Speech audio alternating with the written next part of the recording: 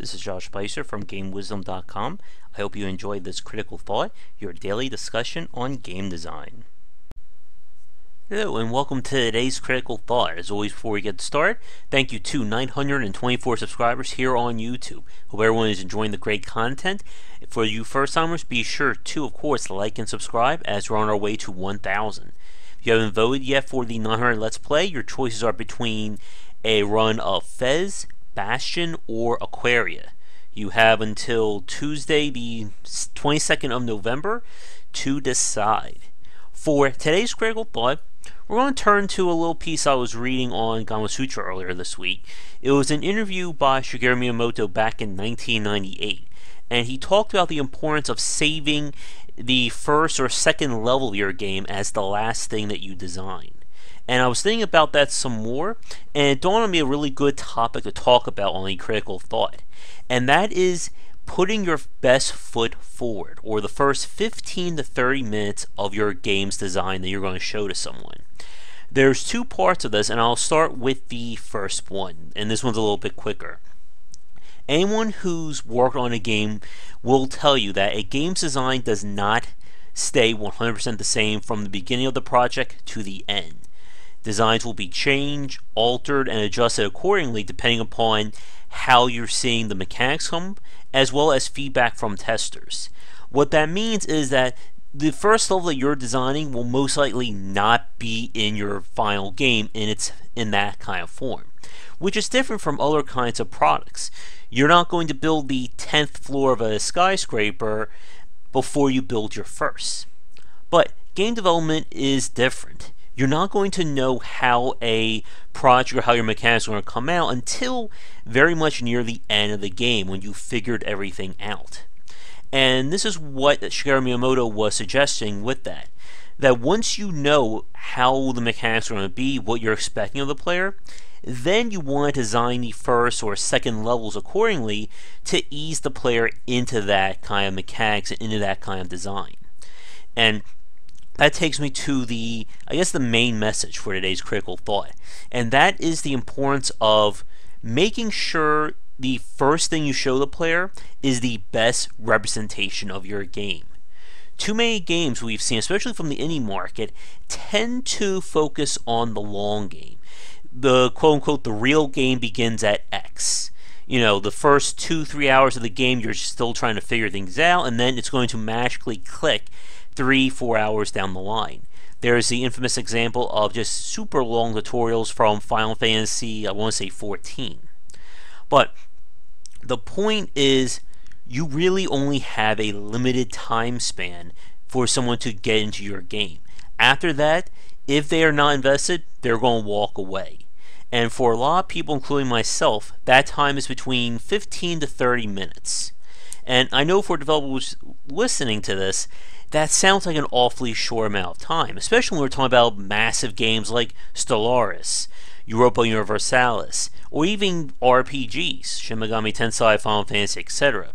But good game design introduces a player to the core gameplay loop or your foundation of your game very early and gets them into the game. Some developers are masters at this, Nintendo being a really good example. If you've seen any talks on Super Mario Bros. World 1-1 is a good case study, as well as with future iterations of Mario. The first stage is always designed to get the player to understand the basic mechanics and still offer something for expert players to shoot for or to practice with. I talked about this on previous discussions and articles with how the games are designed around a subjective difficulty depending on the player strategy.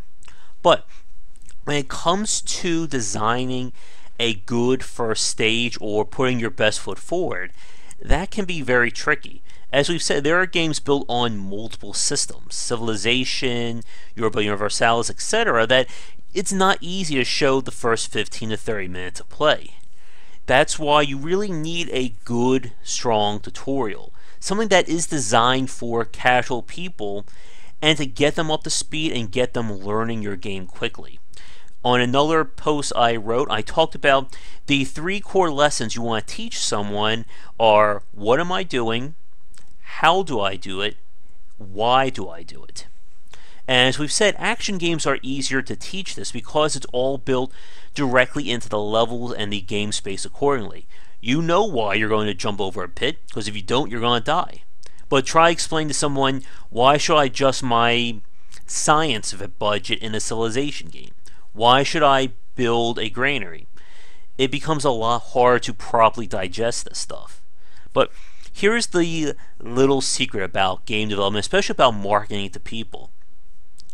The easier or the simpler your core gameplay loop is, will always be more appealing than complicated titles. What that means is a game that takes 10 minutes to learn is going to be easier and more involved for players rather than a game that takes 3-4 hours to learn. As we've said, people aren't going to sit through 4 or 5 hours of let's plays, tutorials, videos, etc. before the game clicks for them and they're going to enjoy it. Chances are the people who are going to do that are already going to be hardcore fans of your respective game, and you already have them playing your game. But when it comes to someone brand new, if they're struggling within the first 10 minutes of playing your game, they're most likely going to give up. And one of the things that we've seen, and I guess is a good example of why a simple gameplay loop or a very good beginning helps, are with games that are built around essentially short plays but immense replayability. Some examples would be Overwatch, Team Fortress, The Binding of Isaac. These are games that a single play is not going to take 2-3 hours of your life. A Overwatch match is usually between 10 to 15 minutes, about that for Team Fortress. The point is, those 10 to 15 minutes should be very enjoyable for a player. They're going to see a lot of the characters, they're going to get into the game, and then they're going to want to play again, and again, and again, and you can just keep watching my hand go around in a circle. So that 15 to 20 minute gameplay loop can eventually become several hundred hours. I know a few friends who have played Team Fortress 2 for over 2,000 hours. I shouldn't judge them because I have about, I think, 1,000 hours in Left 4 Dead 1 and 2. Probably more than that at this point. But the point is that you should always be treating your first 10 to 15 minutes as the best representation of your game. This is your elevator pitch. This is what's going to get people to either buy your game or never look at it again. And this is why Shigeru Miyamoto talked about the importance of saving the beginning for last. If you design your first level, while your game's still in alpha, chances are all that stuff will no longer be relevant by the time we get to the end. In a few discussions I've had a while ago with Hearthstone, I talked about the fact that the tutorial is still designed around the starter deck. And more specifically, it's still designed around just the point of view from a mage. Doesn't go into any philosophies of deck building, doesn't teach you strategies of play. Hell, it doesn't even teach you what the other classes do. And that's not good. Your game should always be designed to appeal to a wider audience, because you want to grow that base. People who've already played Street Fighter 4, they're going to get Street Fighter 5, and most likely they're going to get Street Fighter 6 whenever that happens. That is your core example. When we talk about competitive games, we talked about the difference between the casual and the core/competitive fan bases. You need both to build a successful game/brand. One or the other is not going to cut it. And far too often, developers will ignore the casual audience. We especially see that with tutorial designs that are lackluster. On our Game Wisdom Live segment from a few days ago, we talked about how many casual or games aimed at kids do an amazing job with their tutorial designs because they're trying to teach people who are either young or who have never played a game before how to get into their games. And again, a tutorial for Angry Birds is not going to fly with Europa Universalis, but it's important to approach your tutorials from the point of view of someone who's never played your game before, not from someone who's spent 300 hours on your previous title. This is where the importance of play testing and getting outside eyes on your game will come into play. We talked about the importance of early access on previous critical thoughts, and it applies here. The more people can look at your game, the more information you get as to how people are approaching learning your title. Again, if your first 10-15 minutes are pissing me off, I'm not going to stick around for the game to magically get better 3 hours in. Now, with that said, chances are for those of you who've been watching the last 10 minutes, you obviously know the major issue with this. What about games that are designed around a slow build-up or a gradual curve? You know, you're going to start out weak and get stronger, stronger, stronger, etc. And that is an important point. You want the player to feel motivated to grow, but at the same time, you don't want them to feel like for instance, if I'm playing a racing game and the first car you give me is a 20-year-old lemon, that the brakes don't work. And I'll give you an example of that with a game that I've been playing or trying to play lately, and that is Sunless Sea. I did a building the game segment on this a few months ago. I've talked to the developer several times, and the problem is that the game's beginning is just very rough for new players, and I'll tell you why. In the game, you basically go out into the mysterious Untersee, there we go, from the Fallen London universe. You have currency in the form of echoes, and your ship needs supplies and fuel in order to run. Run out of supplies, your crew members will die or go cannibalistic or mad. Run out of fuel, and you're dead in the water and pretty much dead after that. So, from the starting port, fuel will cost 10 echoes a unit, supplies cost 20 echoes a unit. You start the game with 10 fuel, and I think 8 supply. So that is 260 echoes worth of equipment or goods or commodities from the start. The second you leave port, you're going to find your ship is very slow because you're using literally the first ship in the game, and you're going to be consuming those resources pretty much the millisecond you leave.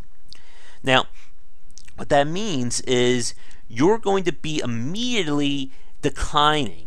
It's basically you're on a ticking timer until you run out of resources. And unless you get lucky or really stump on some good stuff, you're going to enter a negative feedback loop. You're going to have a bad beginning. That's going to mean you're going to run out of resources, which means you can't properly supply yourself, which means you can't upgrade yourself, and you're dead.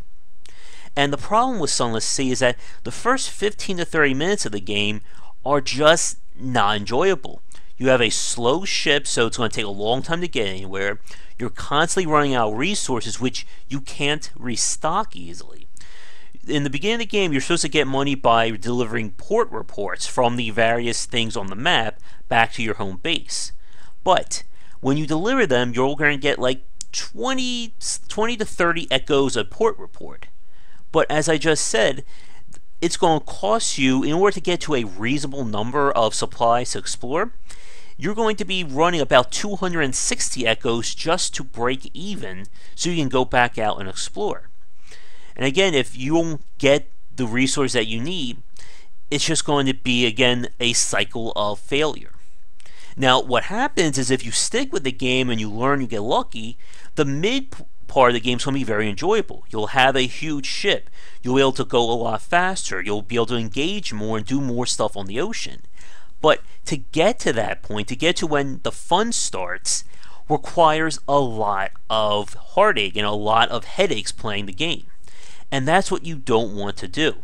The player should still feel like they have some kind of control, some kind of way forward from the word go.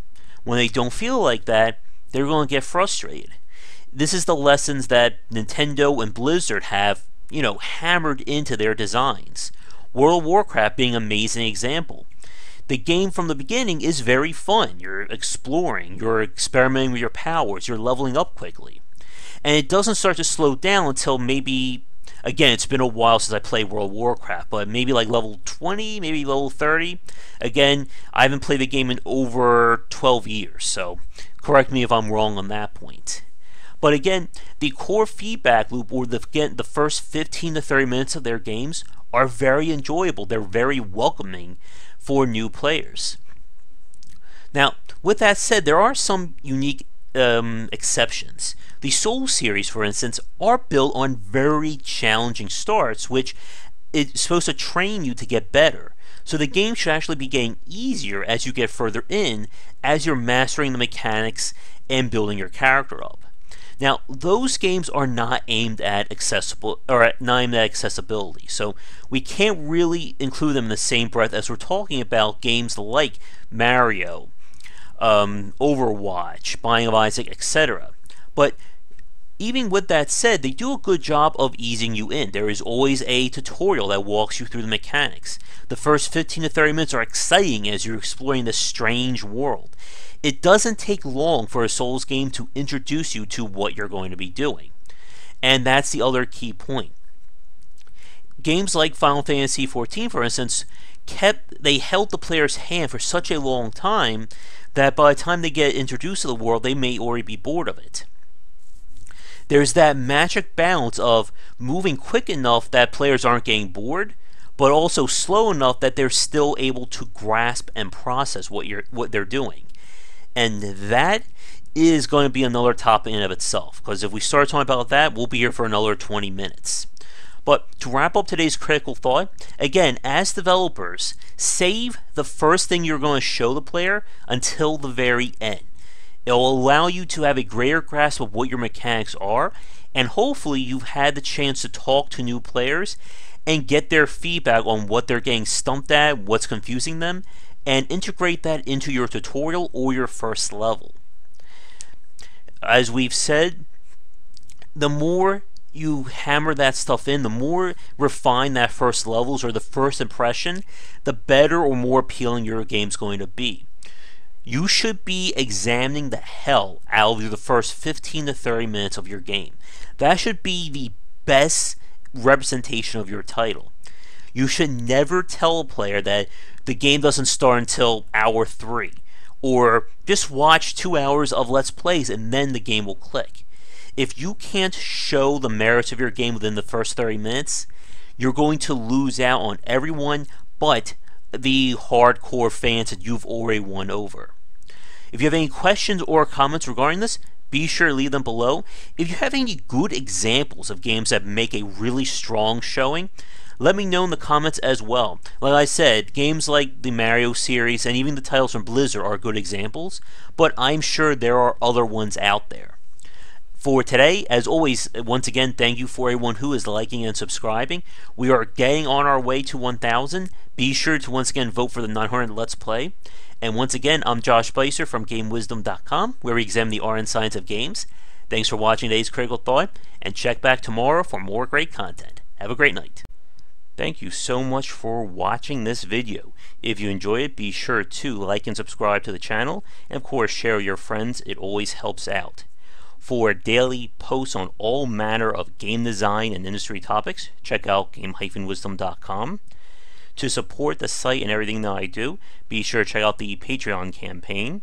If we can hit goals, it will mean more content for everyone to enjoy, and I'll be able to support myself and my household.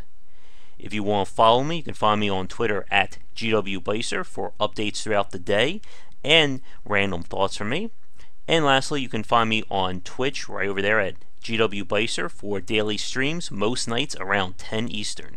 Thanks again for watching the video, and be sure to check out more great content coming to the Game Wisdom channel real soon.